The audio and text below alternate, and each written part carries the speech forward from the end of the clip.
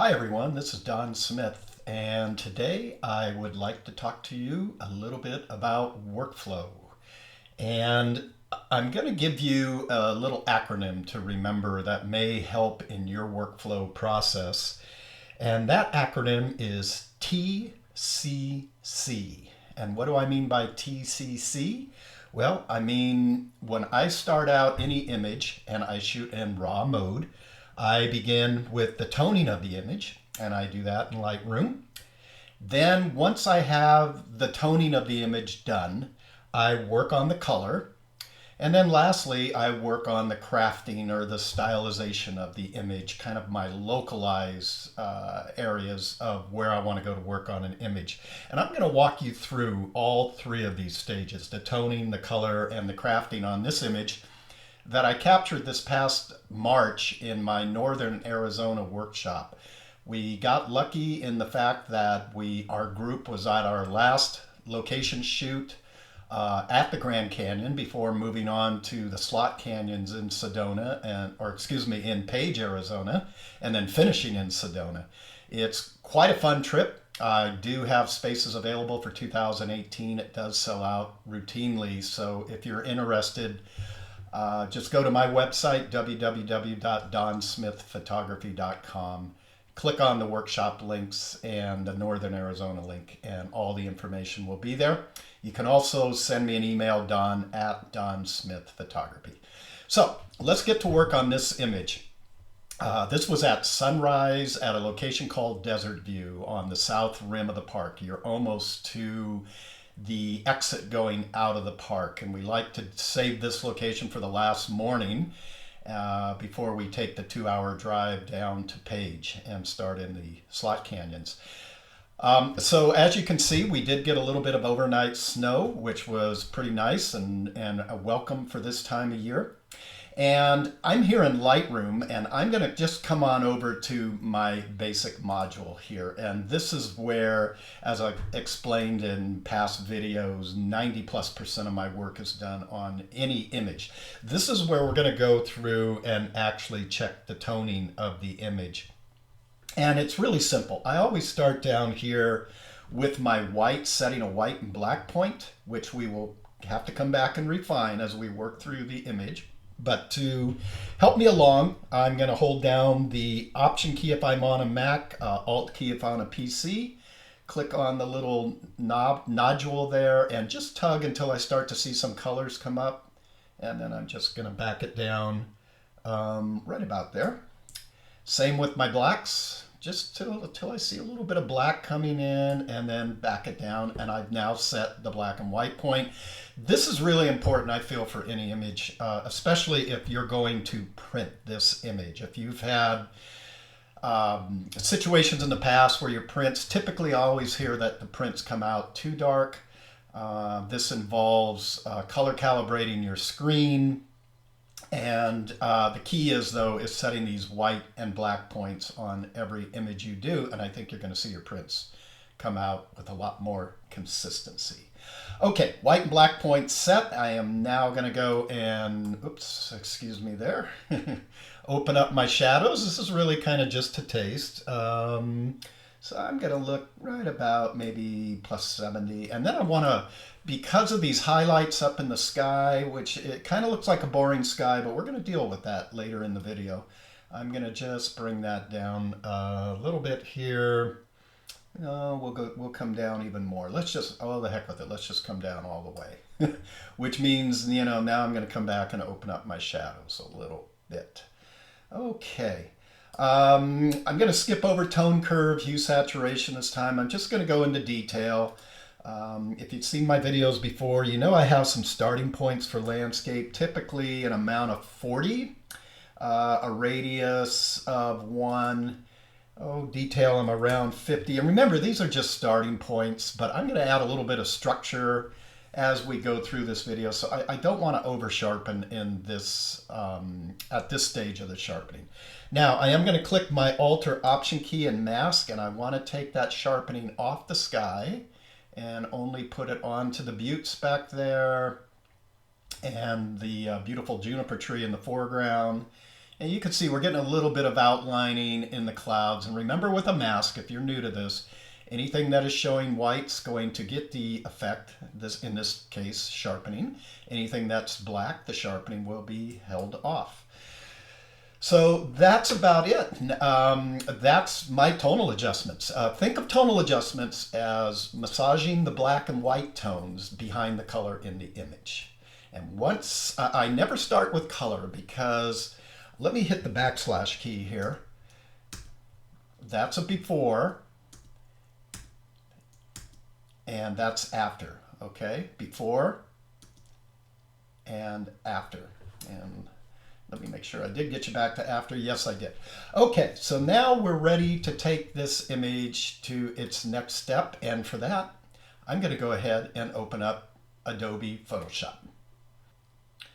Okay, I am now back in Adobe Photoshop.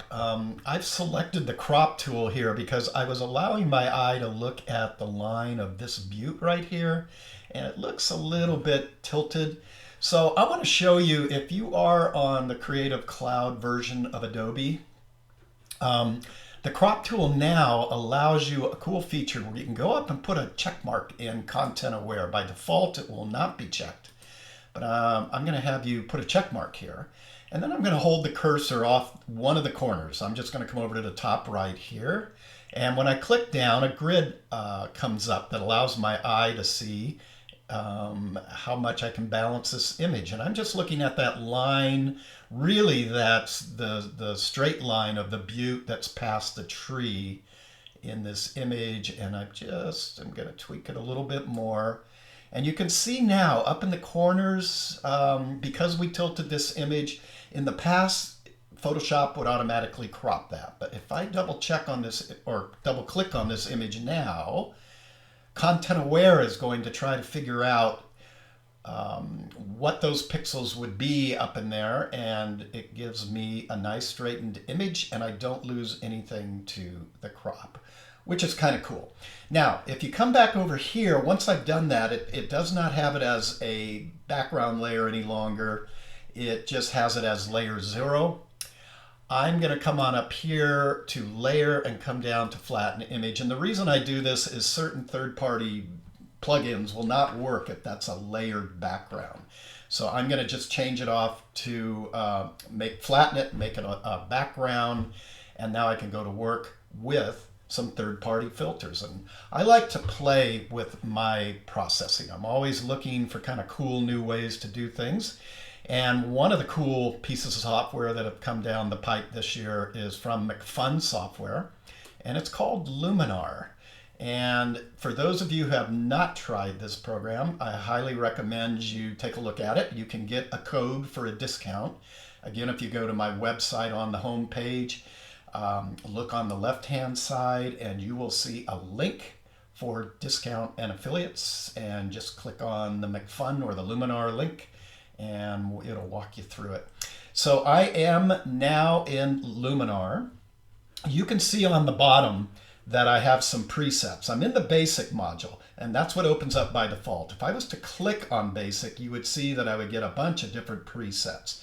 But for this demonstration, I want to stay in basic, and I want to come over here to the second preset from the left. This is called Image Enhancer. Now, this is a one-click preset, but watch what happens when I click on this. It's going to go over the top, but don't worry, we'll back it off. Look at the beauty that's revealed here in just one click. If you look over here to the right of the panel, you can see everything that's gone on in tone, saturation and vibrance, clarity, structure. You can go in and tweak any of these as you feel necessary. What I usually do is I take the amount here at 100. Generally, it's always too strong for my taste at 100. And I just turn it off. And then I start to back it in to taste. And I think on this image, I don't want to go over the top here. I'm looking more at the beautiful canyon in here and this tree, and not so much the sky. We're gonna take care of that in the last step. So I'm just gonna leave the amount at around 56. Again, this is to taste. And there's a couple of other really cool filters inside of Luminar that I like using. So if you come down here to the bottom right of this stack, you'll see an Add Filter button. and a flyout window opens, and you see I've already highlighted some of the filters that I like working with on a regular basis. And one for this image I think will work really good is the golden hour. I want to see if we can bump up this beautiful light out here in the canyon just a little bit more. So now you see here that golden light has indeed opened up, but the amount is set to 0. And I'm just, again, going to, if I pull it too much, you can see what happens. So I just bump in a little bit. I just want to bring up the reddish hues that are out there. This was actually morning light, so this is sunrise light striking these amazing features out in the Grand Canyon. So I've kind of gotten that area of the picture looking really the way I want it. I don't disregard foliage in the image. This little juniper tree here, let's go ahead and add another filter. And I'm going to come up to the foliage enhancer this time. And again, you can see the amount is set to 0. I really try to take it up to see what the filter's doing and back it down. And again, this is to taste. I just want to bring out those greens just a little bit more. And I think that's looking really good. Okay, so I've dealt with the tree. We've dealt now with the beautiful light sweeping the canyon. I think the last step we need to do is to bring a little life to that sky. It just didn't quite get the warm sunlight light to bring it to life itself, so we're going to help it along just a little bit. I'm going to go ahead and click apply up here in the top left. And we will open up back into Photoshop. Okay, so now you can see I have the image back into Photoshop, and we want to go to work on the sky. This is now where I'm getting into the crafting of the image. So we've worked on the tonalities of the image, again, the black and whites that are within this image, if we stripped away the color, and that was in Lightroom, excuse me. And then we went to work on the color, and I did that through Luminar.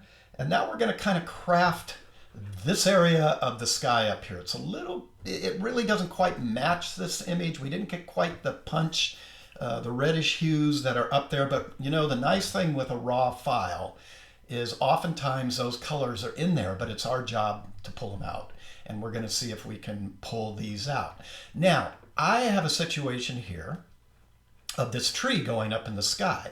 So let me just show you. We're going to go ahead on this one, and I'm going to come down here to OnOne, and I'm going to open up their develop module, and I'm going to show you how we're going to go about dealing with this and the tree and get it all to blend and look kind of natural. Okay, so now I am in the OnOne software. If we come up the right side, you'll see I'm in the develop module, and I want to make sure I click on this tab here that says local adjustments.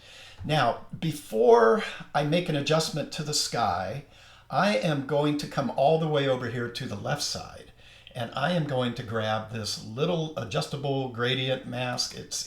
I know you've all worked with these before. It's similar to what's in Lightroom, basically any program. And I am just going to position this kind of along this area here and click. And you can see immediately there's a darkening of the picture, and that's because I had preset the exposure down to -1. I could go ahead and lighten that up a little, and I actually think I am for this. Well, let's come down to about 0.85. I don't want to get this too dark. And we are going to go ahead, and what I'm doing here is I'm pulling down the feathering of this gradient filter. Similar to a grad filter you would use in the field, there has to be somewhat of a gradient line, or you're going to get a real hard edge. And now, if I was to pull this down even more, you can see all the effect is being applied up there in the sky and not down in the bottom of the image, which I've already worked so hard to kind of craft the way I would like it. Right here next to adjustment, it's hard to see, but if I was to click on that mask, you see now that this mask appears. If I tap the O key, you can see that, excuse me, that a red overlay comes up. And how did I get that? Well, keep the cursor on the mask icon and right click, and you can see that if you come down here to view mask, I have red overlay. You can click gray, but I like keeping it in red overlay. Okay, and I have a little bit of the mask here that I may paint out, and we will discuss how to do that in just a moment. And then there's a little bit of the mask here that we're going to have to add up in here. But first, let's go ahead and make our changes to this sky, and then we'll go about refining the mask. So I'm going to come down in here into the color section, and if I want to warm, I want to start tugging a little more to the right. So I'm going to add in a little more yellow. And we'll come down here to our tint, and this is where things are really going to start to warm up. I want to come in maybe about halfway, about 50, 55. And then I'm going to take this vibrance slider and I'm going to start moving it. And we're going to really try to get that sky looking the way we would like it. Now, with the red mask, it's kind of throwing my eye. So I'm going to tap the O key, make it go away. And now we can see more of the effect we're doing without that red influencing my eye. So I'm taking this vibrance and I may take it up just a little bit more. Again, I'm looking into this area of the sky, and even saturation. I'm going to come up just a bit here. Okay. Now, I had mentioned, let's hit the O key again. I had mentioned that we have to kind of refine the mask in here. So if I come over to the left here and click on the adjustment brush, you can also tap the K key. I need to paint in. So let's start up in here with these mountains, and we're going to add a little bit of the mask. Or excuse me, I've done that backwards. We need to paint out. So we're going to paint out, and I'm going to cover the mountains. Now, I do have an edge up here. So I want to show you a cool feature here in OnOne. I'm going to come up to the gear icon, and I'm going to turn on the perfect brush. And what that does is it will automatically detect an edge for me. So I don't have to be super careful. As long as I keep that inner circle into where I want to paint. And I'm just going to do this kind of quickly. You get the idea.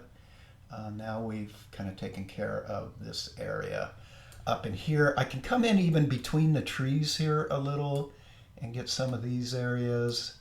I don't have to be super careful here because I'll show you why in just a moment. Now, I want to take this part of the mask out. So I need now to paint in, and I'm going to do the same thing here to reveal that part of the sky. Okay, just about like that. Now let's tap our O key. All right, and I'm going to come down to the bottom left of the picture, this preview. That was before, and that is after. Now, one last thing. When we are doing these changes, if we're in a standard blend mode, it's going to affect the underlying tonality or the black and whites of this image. So where do I find this over here? It's kind of hidden. Well, you have to come up here to this gear icon within the box. And when you click, now you have your blending options. And you can see by default, it's always set to normal. But if I click, I get a lot of changes. I'm really just working on the color of that sky. So I'm going to come down here and I'm going to hover over color, and you can see that it makes quite a difference. Those clouds aren't as kind of thick and bulky or ruddy looking as they were. Let me come back up to normal. Okay, there, that's what I'm talking about. Now my changes are only made to the underlying color in this image. One other thing I want you to do, I want you to, let's go back up to normal. You can see how the changes in the sky in the normal blend mode affected the tonality underneath, or the darkening of this tree branch. See the lightness and tone here, and then it kind of graduates up into dark. Again, by changing the blend mode down here to color, look at how it does not affect the underlying tones, just the color, And so that allows this tree to look very natural in the frame. So that is how I go about TCC. Again, work on your tones first. Do that in either Adobe Camera Raw, Lightroom, and then go into your color. And again, check out the new Luminar. It's really cool for doing that. And then go ahead and craft your image. And that every image is going to be different, but you just have to make a determination of what it is you want to do with the picture, and then go ahead and make your best choice. So I hope that's helped you out, and I hope you all have a fantastic weekend. Until next time, this is Don Smith, and we'll see you later.